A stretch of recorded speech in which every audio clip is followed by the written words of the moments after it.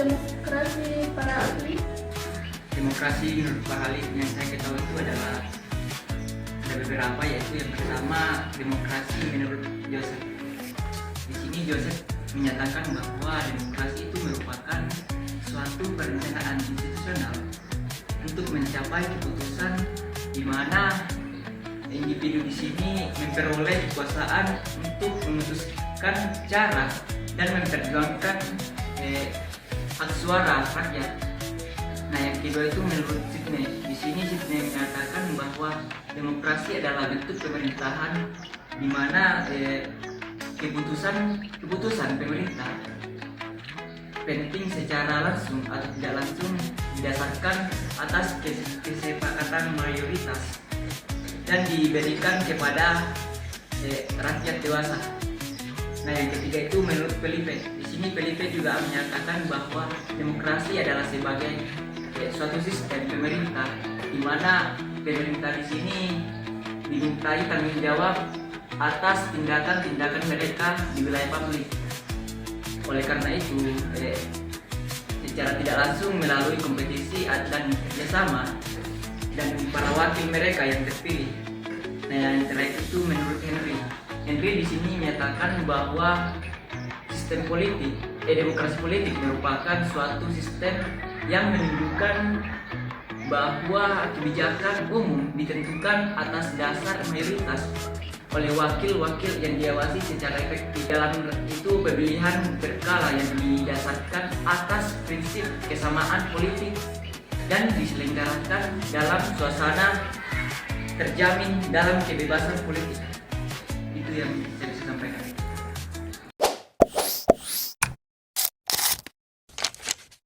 Assalamualaikum warahmatullahi wabarakatuh.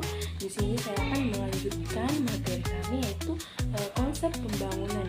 Nah, pembangunan ini pada hakikatnya adalah suatu transformasi masyarakat dari suatu keadaan pada keadaan yang lain yang makin mendekati tata masyarakat yang dicita-citakan.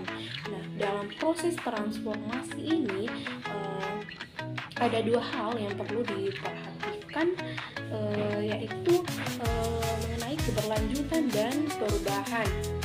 Nah, keberlanjutan ini berarti mempertahankan nilai dan hal baik yang sudah ada. Nah, sedangkan perubahan ini berarti memperbaiki yang kurang dan menyesuaikan diri pada perkembangan zaman.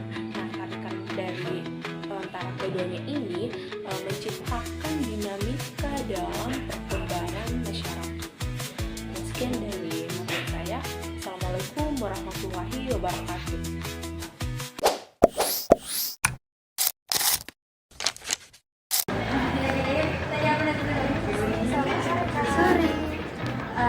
Mau bertanya-tanya tentang apa sih itu demokrasi menurut Anda? Jadi demokrasi itu berasal dari bahasa Yunani, yaitu demos dan ini berarti rakyat dan keraton berarti kekuasaan. Atau secara sederhana bisa disimpulkan bahwa demokrasi ini adalah kekuasaan yang berasal dari rakyat.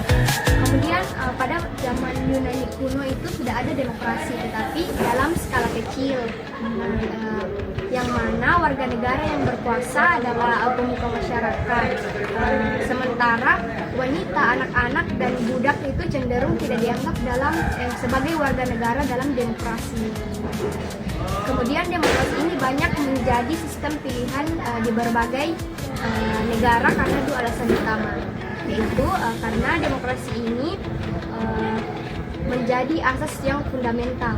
Kemudian yang kedua yaitu demokrasi memberikan peran penting bagi masyarakat dalam mengelola negara sebagai organisasi tertinggi.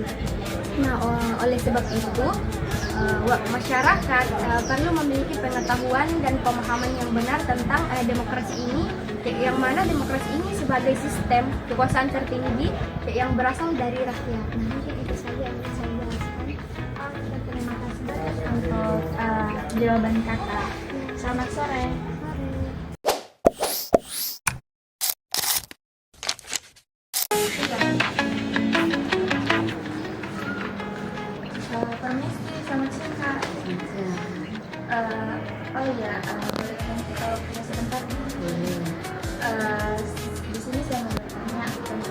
apa sih pembangunan itu menurut para ahli yang ketahui?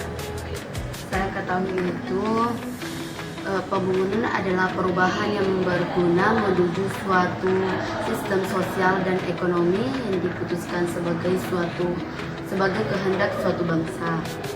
Menurut W.W. Forster, pembangunan merupakan proses yang bergerak dalam sebuah garis lurus, yakni dari masyarakat terbelakang ke masyarakat negara yang maju.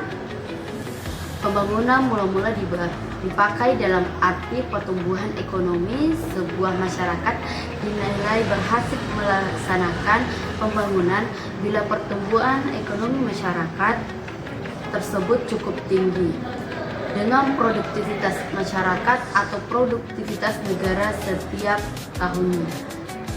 Saja.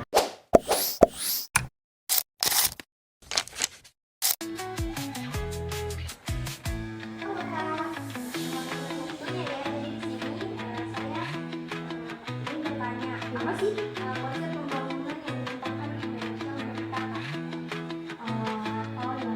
Konsep pembangunan ada beberapa tahapan itu yang dikemukakan oleh Wirhatmoko dan Dinoto pada 2007.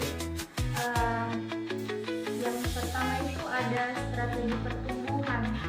Maksudnya ini untuk mendorong pertumbuhan ekonomi cepat melalui investasi dan infrastruktur. Nah, dalam pembangunan itu tentu kita membutuhkan yang namanya pertumbuhan ekonomi yang cepat, dan yang kedua itu ada pertumbuhan distribusi. Nah, maksudnya ini menggabungkan pertumbuhan ekonomi dengan distribusi kekayaan, misal kayak pajak, dan agar manfaatnya ini lebih merata dan mengurangi ketersetaraan. Dan yang ketiga itu ada teknologi tepat guna, maksudnya juga menggunakan teknologi sederhana, murah, dan sesuai lokal dan tanpa ketergantungan. Nah, yang selanjutnya itu ada kebutuhan, maksudnya ini memprioritaskan pemenuhan kebutuhan esensial seperti makanan, kesehatan, dan pendidikan.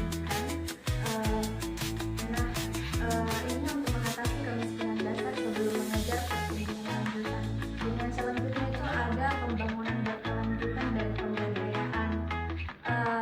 Ini maksudnya untuk mewujudkan pembangunan seimbang, ekonomi sosial, lingkungan pada jangka panjang untuk memberdayakan masyarakat dalam berpartisipasi dan memastikan keadilan dan kelestarian bagi generasi yang akan datang. Makasih ya, Kak.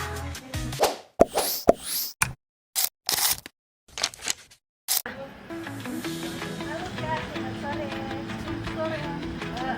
Di sini minta waktu sebentar Kak. Saya mau bertanya apa yang Kakak ketahui tentang hubungan antara sistem demokrasi dengan proses pembangunan di suatu daerah. Hubungan antara sistem demokrasi dengan proses pembangunan di suatu daerah. Hubungan demokrasi dan pembangunan bersifat timbal balik dan kompleks. Pembangunan ekonomi mendukung demokrasi, perubahan sosial, dan akses merata. Demokrasi berkualitas tinggi mempercepat pembangunan ekonomi dan keadilan sosial dengan menciptakan lingkungan sosial, meningkatkan kesejahteraan, dan mengentaskan kemiskinan. Namun, negara miskin sering menghadapi demokrasi berkualitas rendah karena korupsi dan penyalahgunaan kekuasaan yang menurunkan legitimasi. Keberhasilan demokrasi di negara berkembang bergantung pada legitimasi pemerintah, pemilu bebas dan adil. Sekian, terima kasih.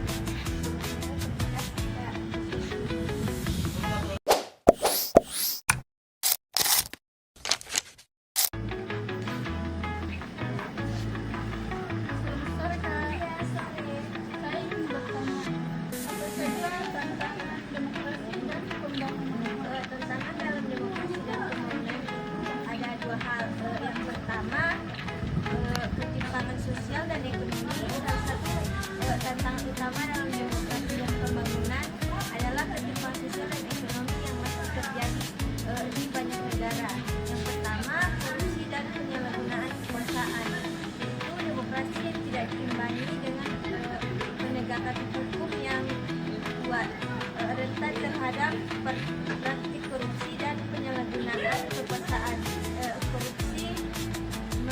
menyoroti sumber daya pembangunan dan mengurangi efektivitas program-program pembangunan hingga tujuan pembangunan sudah tercapai.